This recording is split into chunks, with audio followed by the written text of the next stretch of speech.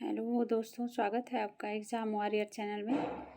जैसा कि हम लोग उत्तर प्रदेश जीके के बारे में पढ़ रहे थे, उसी के क्रम में आज हम आगे देखेंगे कुछ सम्मेलनों को और उनके अध्यक्षों को देखेंगे। इसके पहले हमने जो है गांधी इरविन समझौता, सबने अवज्ञा आंदोलन जो है ये सब देख लिया था। और इसके आगे भारतीय राष्ट्रीय कांग्रेस का 1947 तक का उत्तर प्रदेश में आयोजित जो सम्मेलन हुआ था, उन उत्तर प्रदेश में कौन कौन से सम्मेलन हुए राष्ट्रीय कांग्रेस के दौरान, उनको देखेंगे। और ये दोस्तों आज जो है यूपी जीके का ये जो यूपी जीके है, इसका पूरा जितना हमने शुरू किया था वो आज से ख़त्म हो जाएगा। इसके बाद आज से हम लोग जीके के कुछ प्रश्नों को करने की कोशिश करेंगे। तो देखते हैं, चलिए देखते हैं। भारतीय राष्ट्रीय कांग्रेस का 1947 तक उत्तर प्रदेश में आयोजित सम्मेलन। तो ये कुल सम्मेलनों की संख्या 9 सम्मेलन हुए थे।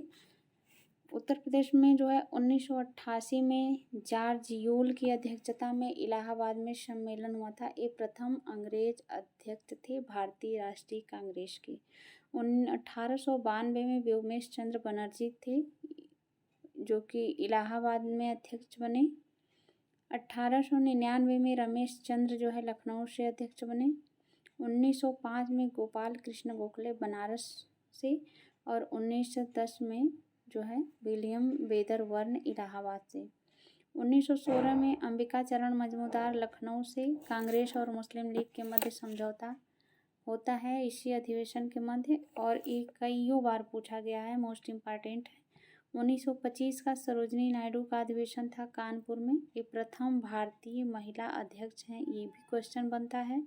और कहाँ से इन्होंने जो है किस अधिवेशन में भाग लिया था, तो ये भी पूछता है कानपुर अधिवेशन में। और किसने भाग लिया था और कब भाग लिया था, ये भी पूछा जाता है। 1936 में जवाहरलाल नेहरू ने जो है लखनऊ अधिवेशन में भाग लिया था।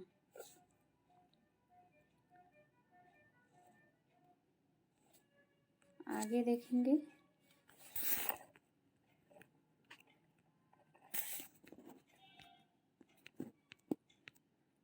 आगे जो है 1937 का प्रांतीय मंत्रिमंडल। 1937 का प्रांतीय मंत्रिमंडल के अंतर्गत 1937 में प्रांतीय विधानसभा के चुनाव हुए थे। भारत सरकार अधिनियम 1935 के तहत एक क्वेश्चन पूछा जाता है कि प्रांतीय विधानसभा पहली बार किस अधिनियम के अंतर्गत हुआ था, तो भारत सरकार अधिनियम 1935 के तहत हुआ था। संयुक्त प्रांत मतलब उत्तर प्रदेश को उस समय संयुक्त प्रांत कहा जाता था, इसलिए संयुक्त प्रांत मतलब उत्तर प्रदेश में कांग्रेस विजयी हुआ। कांग्रेस के रूप में जो है पंडित गोविंद बल्लभ पंत प्रथम प्रधानमंत्री बने उत्तर प्रदेश के। तो ये भी क्वेश्चन बनता है कि उत्तर प्रदेश के प्रथम प्रधानमंत्री कौन बने, तो पंडित गोविंद बल्लभ पंत। उस समय मुख्यमंत्री को प्रधानमंत्री ही कहा जाता था। उस समय जो मुख्यमंत्री हम लोगों के जो है राज्य में मुख्यमंत्री होते हैं, तो उस समय मुख्यमंत्री को प्रधानमंत्री कहा जाता था। भारत छोड़ो आंदोलन 8 अगस्त 1942 को प्रारंभ हुआ था, भारत छोड़ो आंदोलन। और उस समय जो है भारत का वायसराय और गवर्नर जनरल कौन था, तो लिन लिथगो था। ये भी क्वेश्चन पूछा जाता है, तो लिन लिथगो था, याद रखिएगा इसको। भारत छोड़ो प्रस्ताव पारित हुआ बम्बई के अधिवेशन में। भारत छोड़ो प्रस्ताव कब पारित हुआ, तो बम्बई अधिवेशन में पारित हुआ था। उत्तर प्रदेश में अस्थायी सरकार की स्थापना की गई। अस्थायी सरकार की स्थापना की बात की गई है, तो बलिया में चित्तू पांडे की अध्यक्षता में। हिंदुस्तान रिपब्लिकन एसोसिएशन की स्थापना कब हुई, तो 1924 कानपुर अधिवेशन में हुई थी हिंदुस्तान रिपब्लिकन एसोसिएशन की स्थापना। हिंदुस्तान रिपब्लिकन एसोसिएशन के मुखिया कौन थे, तो चंद्रशेखर आज़ाद थे। हिंदुस्तान रिपब्लिकन एसोसिएशन का मुख्यालय कहाँ था, तो ये आगरा था।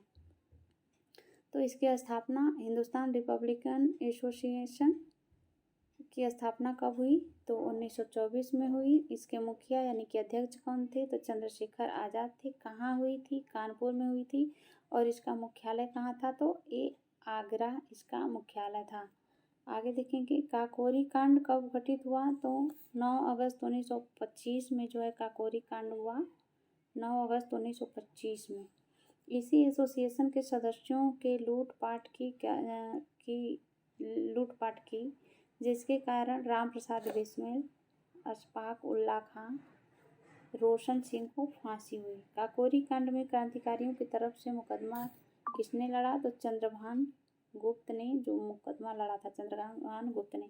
केंद्रीय विधानमंडल में बम फेंका गया। केंद्रीय विधानमंडल में बम किसने फेंका? भगत सिंह और बटुकेश्वर दत्त ने 8 अप्रैल 1929 में बम फेंका।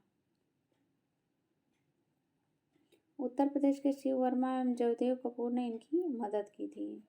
जो बम फेंका गया था वह सहारनपुर की फैक्ट्री से बम बना हुआ था।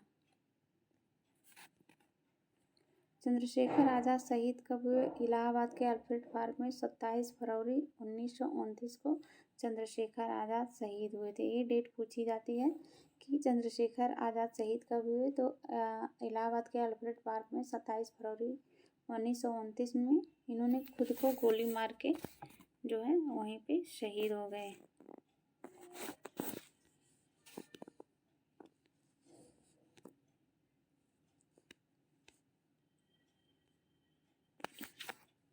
आगे उत्तर प्रदेश में किसान सभा का आयोजन किया गया 1918 में। 1918 में किसान सभा का आयोजन। अवध किसान सभा का जो है 1920 में किया गया। एका आंदोलन 1921 में चला था और अखिल भारतीय किसान सभा 1936 में एक क्रम पूछा जाता है। उत्तर प्रदेश में किसान सभा कब बनी? 1918 में। अवध किसान सभा कब बना? 1920 में। एका आंदोलन कब हुआ? 1921 में। अखिल भारतीय किसान सभा कब बना? 1936 में। तो उत्तर प्रदेश किसान सभा 1918, अवध किसान सभा 1920 और अखिल भारतीय किसान सभा 1936 में। अखिल भारतीय किसान सभा की स्थापना 1936 में लखनऊ में होती है। इसके अध्यक्ष कौन थे? तो स्वामी सहजानंद थे। कई बार ये क्वेश्चन, दोनों क्वेश्चन जो है वो पूछे गए। अखिल भारतीय किसान सभा की से जुड़े लोग कौन कौन थे? स्वामी सहजानंद थे, एन.जी. रंगा थे और इंदु याज्ञनिक थे। अवध किसान सभा से जुड़े हुए लोग कौन थे? अवध किसान सभा 1920 में हुआ था। बाबा रामचंद्र जो है इससे जुड़े हुए हैं अवध किसान सभा से। एका आंदोलन से जुड़े लोग मदारी पासी 1921। उत्तर प्रदेश किसान सभा से जुड़े लोग गौरी शंकर मिश्र हैं, इंद्र नारायण हैं और मदन मोहन मालवीय जी हैं। उत्तर प्रदेश कुछ युद्ध जो उत्तर प्रदेश में लड़े गए थे उनको देखेंगे।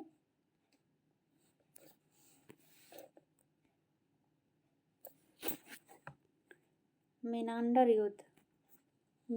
युद्ध, हुड़ गुप्त युद्ध, जौनपुर युद्ध, कन्नौज का युद्ध, कलिंजर युद्ध, चिनहट का युद्ध, ये जो है उत्तर प्रदेश में लड़ा गया युद्ध है। कन्नौज का युद्ध बाबर ने लोदियों को हराया था कन्नौज के युद्ध में। कलिंजर के युद्ध में हुमायूं ने शेर शाह सूरी को हराया था। चिनहट के युद्ध में अवध की बेगम हजरत महल व अंग्रेजों के बीच इस खंड के बन सकने योग्य चिनहट का। अच्छा, ये नीचे प्रश्न, उत्तर प्रदेश की नवपाषाणिक स्थल से धान के साक्ष्य प्राप्त हुए हैं। कहाँ से प्राप्त हुए हैं? तो कोल्डियावा से प्राप्त हुए हैं। हिंदुस्तान रिपब्लिकन एसोसिएशन की स्थापना कहाँ हुई थी? कानपुर में हुई थी। मथुरा राजधानी किसकी थी? तो सूरसेन महाजनपद की थी।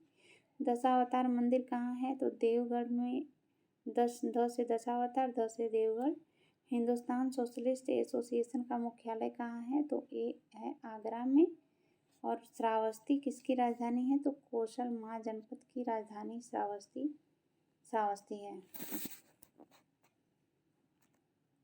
कौशाम्बी राजधानी किसकी है? तो ये वत्स महाजनपद की राजधानी जो है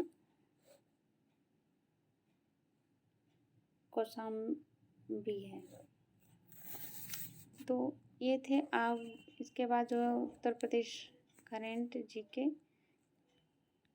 की जो छोटी सी बुक थी वो आज ख़त्म होती है। दोस्तों, यदि आपको चैनल पसंद आता है तो प्लीज़ इसे लाइक करिए, सब्सक्राइब करिए और प्रमोट करिए और कमेंट भी अवश्य ही करिए। Thank you for watching.